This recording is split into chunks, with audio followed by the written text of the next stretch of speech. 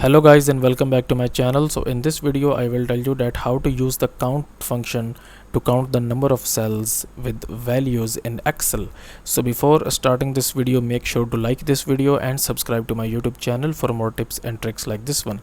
So here you can see that I have this column here, and basically if you have a long list and you wanted to find that how many cells contain values and how many cells are empty, so then this count function can be very useful.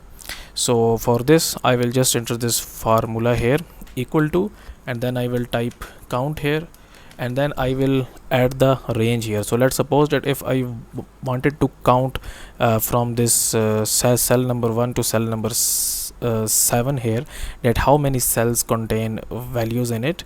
So I will just select this range here, and then I will close the bracket here, press enter, and now it shows me 4, which means that from 1 to 7, okay, just 4 cells contain values here and 3 of them are empty.